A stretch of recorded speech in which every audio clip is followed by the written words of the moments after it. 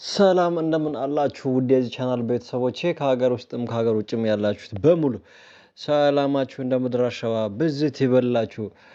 እንግዲህ ይህን ቻናል እስካሁን ድረስ ሳብስክራይብ ያላደረጋችሁ ቤተሰብ የሆናችሁ ከኔ ጋር ድራማውን እንድትከታተሉ በአክብሮት እጋብዛችኋለኝ። እንግዲህ በስተመጨረሻ ትሁት ተከታታይ ድራማ እጅግ በጣም አስደንጋጭ ደረጃ ላይ የደረሰ መሆኑ ይታወቃል። ውድ ቤተሰቦቼ እንግዲህ በዛሬው ክፍል የተመለከትነውን ያየነውን ነገር ሀሳብ አስተያየታችንን ወደ እናንተ ያቀረብን እስከ መጨረሻው ድረስ ከእናንተ ጋር የምንቆይ ይሆናል ማለት ነው። ውድ ቤተሰቦቼ እንግዲህ በስተመጨረሻ ትሁት የገባችበት አዝቀት ማቅማቅ እጅግ በጣም ከፍተኛ በመሆኑ ምክንያት በጣም ከባድ ደረጃ ላይ ደርሷል ማለት ነው። ውድ ቤተሰቦች እንግዲህ እንደዚህ አይነት ሰዎች አሁንም በሀገራችን በምድራችን እየበዙ ናቸው ማለት ነው። ውድ ቤተሰቦች ሰው ያለ በእድሜው ሊከበር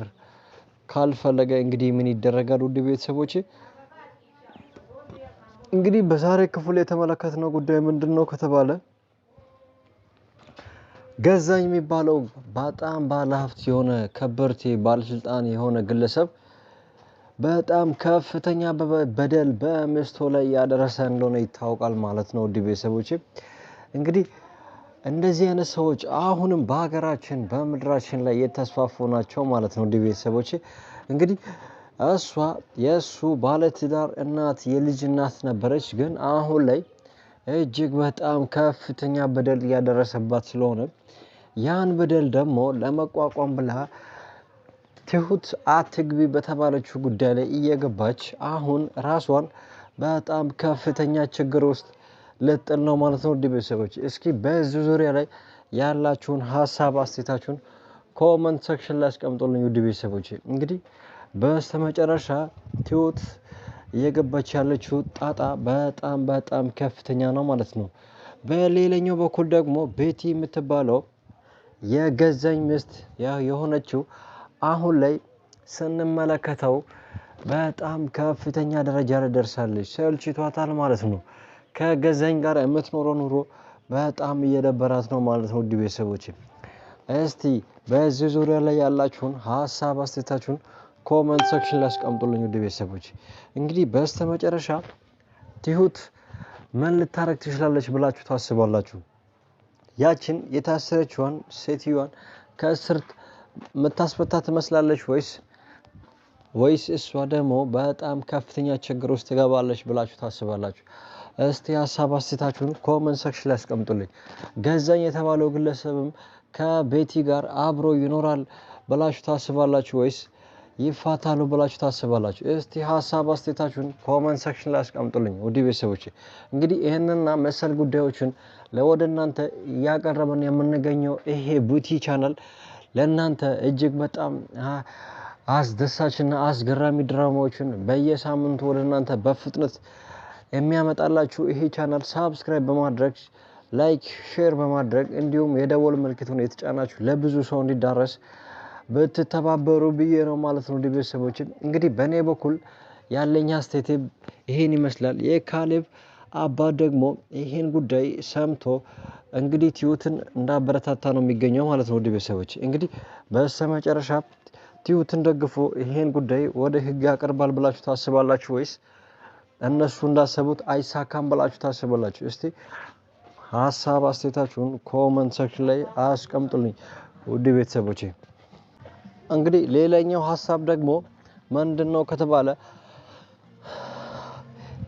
የካሌብ አባት ከትሁት ጋር በመተባበር እችን የታሰረችውን ግለሰብ ከእስር ቢያስፈቱ እንደኔ በጣም ጥሩ ነው ብዬ ነው ማስበው። ግን እንደዛ ባይሆንስ እሷ ደግሞ በዛ ችግር ውስጥ ከገባች ይሄ ሰውዬ እጅግ በጣም የታወቀ ግለሰብ ሀብታም የሆነ ግለሰብ ስለሆነ ትሁትን ምናልባት ችግር ውስጥ ቢያስገባ እንዴት ነው የምትሆነው ብላችሁ ታስባላችሁ? እስቲ ሀሳብ አስተያየታችሁን ኮመንት ሴክሽን ላይ አስቀምጡልኝ። ውድ ቤተሰቦቼ ይሄ ድራማ እጅግ በጣም አስደንጋጭ ደረጃ ላይ እየደረሰ መሆኑ ይታወቃል። ውድ ቤተሰቦቼ እንግዲህ እኔ በበኩሌ በጣም ፈርቻለሁ። ትሁት ከዛ ቤት መከራ እንደገና ወደ ሌላ መከራ እየገባች ናት ማለት ነው። ውድ ቤተሰቦቼ እንግዲህ እኔ በጣም ነው ይሄ ጉዳይ አልገባኝም። እስቲ ሀሳባችሁን ኮመንት ሴክሽን ላይ አስቀምጡልኝ። ትሁት በእንደዚህ አይነት ችግር ውስጥ ራሷን መክተቷ እንደኔ ትክክል አይደለም፣ ግን እሷ በጣም በሰብአዊነት የምትታወቅ ልጅ ስለሆነች በጣም ወደ ችግር ለመግባት ምንም ስጋት የላትም ማለት ነው። እናም ይህቺ ግለሰብ ናቲ የሚባል ልጅ ነበራት። ያ ልጅ ገዛኝ ከሆነ ሞቷል ብሎ በጣም ያስፈራራት ነው። ሞቷል አንቺም አብደሻል ብሎ እሷን በጣም ተስፋ እያስቆርጡ ነው። ያ ቢሆንም ግን እኔ እንደማስበው ከሆነ ናቲ የሆነ ቦታ ደብቆታል ማለት ነው። ናቲንም ደብቆታል፣ እሷንም ደግሞ አንድ ክፍል ውስጥ አስሯት እሷን በጣም ከፍተኛ በደል ያደረሱባት ነውና እቺ ሴት አሁን ከቀን ወደ ቀን ወደ ከፍተኛ ችግር ውስጥ የገባች ናት ማለት ነው። ውድ ቤተሰቦቼ እንግዲህ በዚህ ከቀጠለች እቺ ሴት ማበዱ አይቀርም ማለት ነው። ውድ ቤተሰቦቼ እኔ በጣም በበኩሌ ይሄ ባለሀብት ገዛኝ የሚባለው ሰውዬ በህግ ቢታይና ወደ ህግ መስመር ቢሄድ እንደኔ በጣም ደስተኛ ነኝ። በእኔ በኩል የነበረኝ ሀሳብ አስተያየት ይሄን ይመስላል። ይሄን ቻናል እስካሁን ድረስ ሳብስክራይብ ያደረጋችሁ በየሳምንቱ አዳዲስ ድራማዎችን ስለምንለቅ እንዲሁም ለመከታተል በይህን ቻናል ሳብስክራይብ አድርጉ። እስካሁን ድረስ ከኔ ጋር አብራችሁ የነበራችሁ በቀጣይ ክፍል እስከምንገናኝ ቸር ያቆየን። ባይ ባይ።